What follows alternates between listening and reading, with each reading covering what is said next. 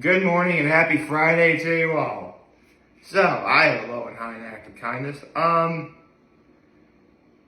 they pretty much all involve, my mom, because, yesterday I had to take my mom to the airport, and yeah, I'm gonna miss her, but, my high is, the fact that she got to Las Vegas safely, which is nice, and obviously my act of kindness is I took her to the airport.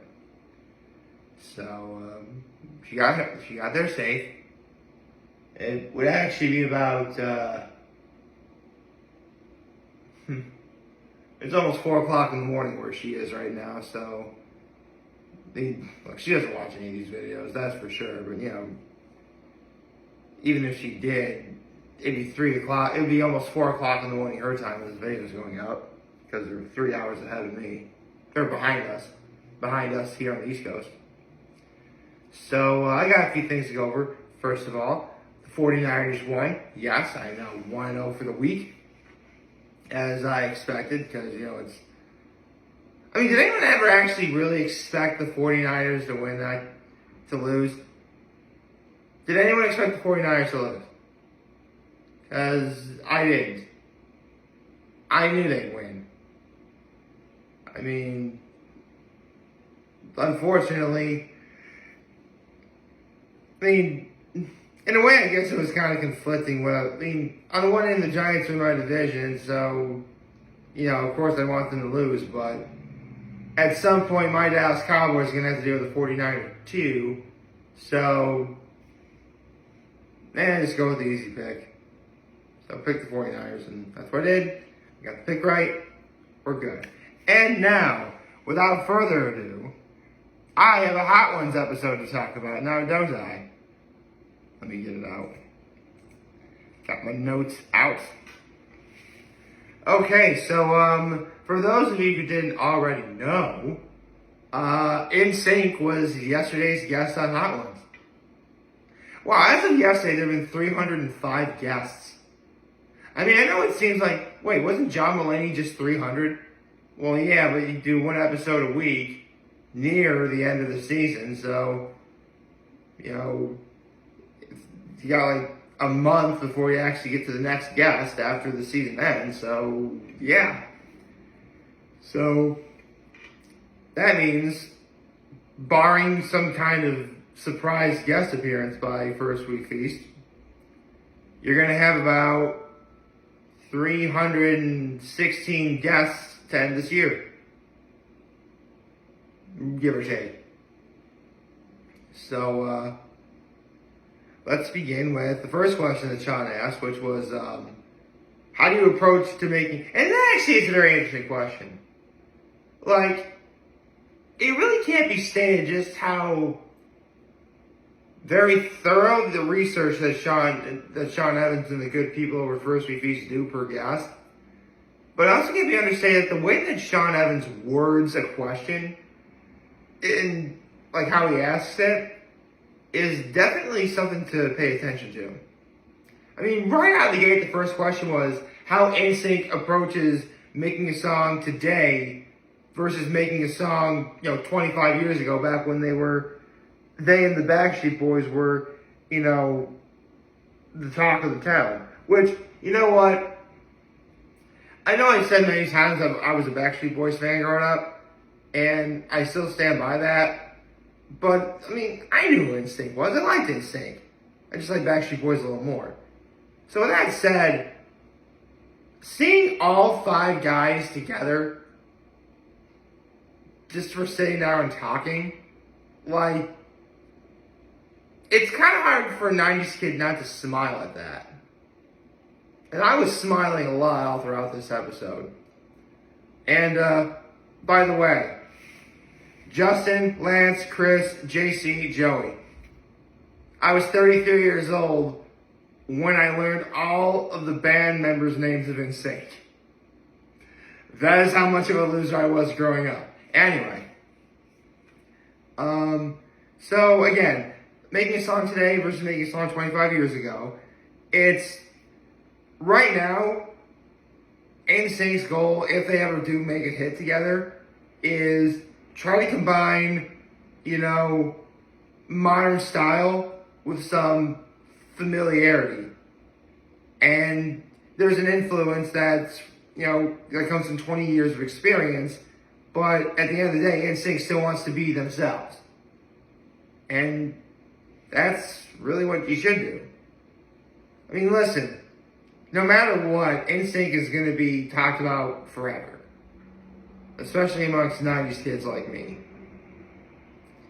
So naturally, if they did ever come out with new music, like that's what the great artists and bands do. They update the resume, so to speak. They try and make modern stuff, but still keeping true to who they are. Eminem still does that every now and again. Or Metallica. They just came out with the album 72 Seasons. I don't really listen to much Metallica, but I mean to do that. Especially since Adam Ragusa ranked all of the albums from worst to best. Although if you heard what number one was, if you saw what Adam Ragusa thought was number one, a lot of Metallica fans would probably be a bit niffed, but they'd be understanding. Anyway, okay. Sean asked about speaking of Metallica, and specifically ranges, vocal ranges and sonic mechanics to make a great boy band.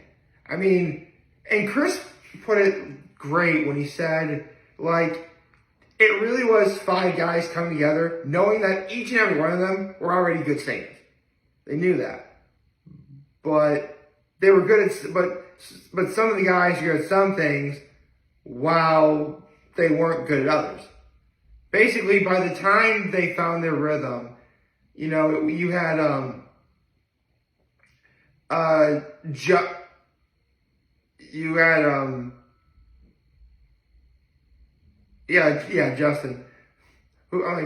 Justin Timberlake. Duh. You had Justin and JC doing all the high stuff. You had, I'm sorry. Chris is doing the high stuff. Chris is doing the high stuff. Justin and JC were essentially the leads.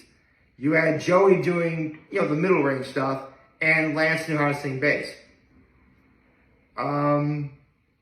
Basically,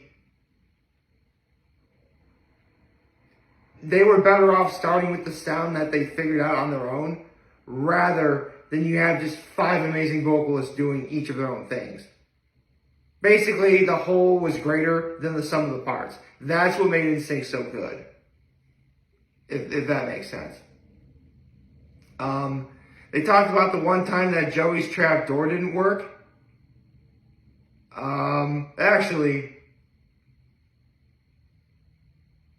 What question was it? Okay, never mind. I'll get to that in a second. They talked about how they geeked out the first time they heard one of their own songs on the radio, which they kind of geek out too if it happened to me. Now, the 5th question was essentially a true or false segment, and I love that Lance Bass for those of you who don't know, Lance Bass is gay, and a lot of people, and if you didn't know he was gay, now you do. And he definitely has some fun with it in terms of, being who he is. So Sean mentions that this is true or false, and then Lance says, I'm gay. And then everyone's like, what? It was very clear it was not a joke, but it was still funny. He got a real laugh out of me. It was great. So, believe it or not, it is in fact true that at least 3 of the cast members of NSYNC were cast as Jedi warriors in Star Wars Episode 2, Attack of the Clones. No kidding. NSYNC is Jedis. Kind of cool. They were cut from the final product, but, NSYNC is Jedi.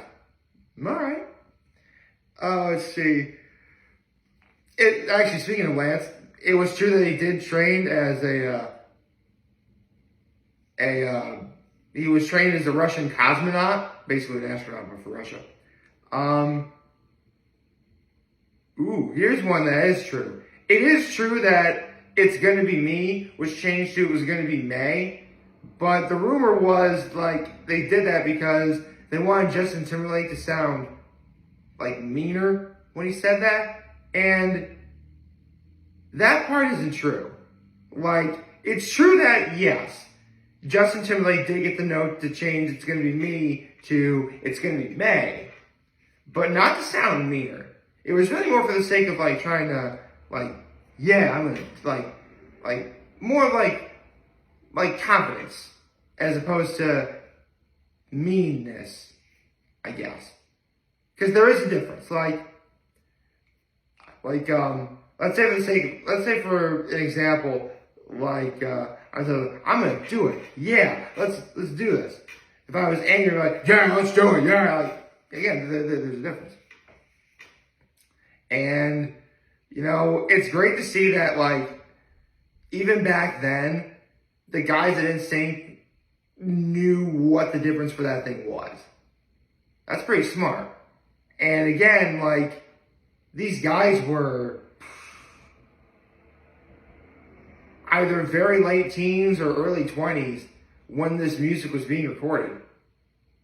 I mean, actually, how old would the guys at NSYNC be? I would say they're at least in their 40s. Like, if any one of them is, you know, I'm going to look this up real fast. Hold on. How old are the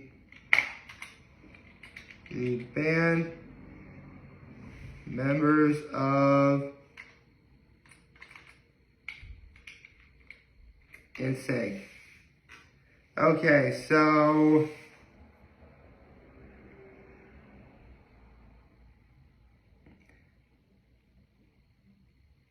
hold on, which one was... Okay, so...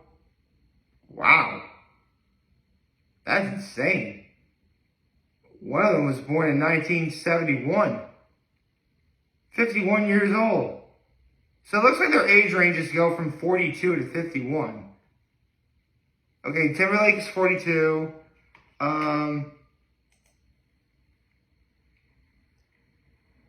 Okay. Justin Timberlake is 42, Lance Bass is 44, Joey Fatone is 46, JC is 47, Chris Kirkpatrick is 51. Okay. I mean, kudos to how well they take care of themselves, because in the episode they didn't really look that much older. I mean, I knew they'd be in their 40s, but that's actually quite a range. Let's see. They talked about the craziest things fans ever did to get their attention. Like, girls got through housekeeping to sneak in Justin's hotel room. Or a stampede of fans chasing the bus ran into a giant hole in the adjacent field that the bus was next to. Nobody died, so that's good. Their best memory is, like, the last time everybody was watching them on TRL. Like, they were on TRL, and every famous person was watching them sing on TRL. Like, literally name any famous person, they were watching them. That's pretty cool. For the bomb, it was weird. They had them great iconic red carpet looks. Like, there was one they designed themselves. There was one, there's a couple of looks that they defend and stuff. So I thought it was kind of neat that you rate your own stuff. The fact that it is in fact true that Shaquille O'Neal actually let them record in his home studio after singing the national anthem at an Orlando Magic game. And they really much talked about how Shaq is the nicest guy ever. I mean, look, pretty much everybody loves Shaquille O'Neal. I mean, how do you not like Shaq? I was a huge Shaq fan. I mean, to be honest, he was the first basketball player I gravitated towards after Michael Jordan. And I was right in some way. I mean, It's Shaquille O'Neal, guys. He's awesome. But let's get to the coup de grace. For doing the Last Stand experience, they had to do a mount. And you know, it's funny. The way that Sean Evans came up with this question was when Justin Timberlake himself was on Hot Ones a while ago. He had him ranked all of his albums from worst to best. Now, obviously, NSYNC's done a whole lot of songs. To rank them all from worst to best, that would take forever. So what Sean Evans made him do was make them do a Mount Rushmore of NSYNC songs. Before I get into the actual Mount Rushmore, there was an honorable mention, and that was This I Promise You. So the song This I Promise You was an honorable mention. So without further ado, ranked by NSYNC themselves, the Mount Rushmore of NSYNC songs are Tearing At My Heart, Bye Bye Bye, It's Gonna Be Me, I Thought She Knew. Some of those songs are actually on my iPod right now, and yesterday, as soon as I heard that, I had to get the rest. So, again, including This I Promise You, that's 5 great songs from NSYNC you can listen to. I mean, obviously they've done more, but... I mean, when I first heard this question, I knew Bye Bye Bye and It's Gonna Be Me. I knew they were going to be on there. I just knew they were going to be on there. Come to think of it, if NSYNC ever did actually rank their albums from worst to best, I would not be surprised if No Strings Attached was number 1.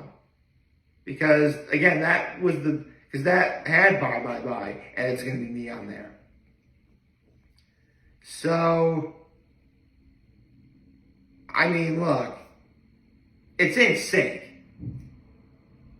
You know, once again, First Sweet Feast and the good folks over Hot Ones are masters at subverting expectations when it comes to, okay, you know that, because they're not messing around with what celebrities they could have. If they can get NSYNC, they really could virtually get anyone. Although, after this episode, I would not be surprised if a lot of Backstreet Boys fans want to see the Backstreet Boys on Hot Ones as well. I mean, well, there is a precedent for it. Wait. I mean, hear it out. As of right now, we have no idea who the guests are.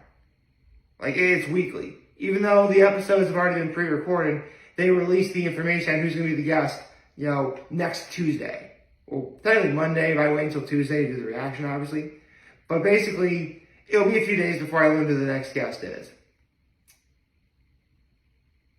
Let's say for the sake of argument that the Backstreet Boys were going to be a guest on Hot Ones, right? Speaking of which, NSYNC broke another record. 60 wings eating on Hot Ones. I called that. Do it up. I was right. I totally get to be right about that. I get bragging rights. And remember, folks, bragging rights are the best kind of rights. So let's say for the sake of argument that the Backstreet Boys are going to be guests on Hot Ones. If they were, and you know, this is how I would do it. You know, what I would do, and what the good people over at First Week and Hot Ones do, completely different. You started season 22 off with NSYNC as your guest, as your guests. To end this season with the Backstreet Boys, that would be a fitting place to have them. Or you could have a season opener with the Backstreet Boys. Maybe the opener of season 23. Or maybe one of the opening season openers for next year. So next year will be season 23, 24, and 25. So you can have them open for one of those seasons. Or you can have it be the finale of this one. Or you could be, I mean, let's be honest. Let's say that NSYNC wasn't the season opener for season 22. Having them be the closer for a season, that wouldn't have been a bad idea either. I mean, look, right now, NSYNC is pretty much their biggest guest they've ever had. I mean, outside, like, the only guest I could think that could possibly be any bigger than NSYNC would be if you got former First Lady Michelle Obama or something. which is possible. I mean, I don't think it'll ever happen. Wow. What if I literally just spoke that into existence? Actually, not Michelle Obama, but like a former president of Hot Ones. But right? I mean, look. I'll tell you what. Listen, Hot Ones is going to get to a point where, like, you're going to have someone be able to out you NSYNC just for how big the guest was. May not necessarily be the same number of wings, but in terms of, like, you know, grandiose, grand spectacle sort of thing. Like, if you had somebody like the Obamas on there, I mean, they'd be bigger than Gordon Ramsay. They'd easily be bigger than NSYNC. They'd be bigger than Shaq. Like, I mean, yeah, I know Sean Evans once said that Chris Schoenberger being against the Hot Ones, that would be the series finale. But if Hot Ones actually ended, and let's say Chris Schoenberger wasn't like the series finale, if I were to make a pick, the Obamas. I mean, if they could get NSYNC, getting the Obamas doesn't seem that far out of reach. But that's just me. I hope y'all like this video. If you like and subscribe to the YouTube channel, follow me on social media. As always, I'm very humble in this video for all of you guys watching Jordan today. Hope you have a wonderful, wonderful, wonderful Friday. And remember, if you guys want to talk to channels, we'll be here to let you know. I'll be back. Take care and make good choices. 607 all day, baby.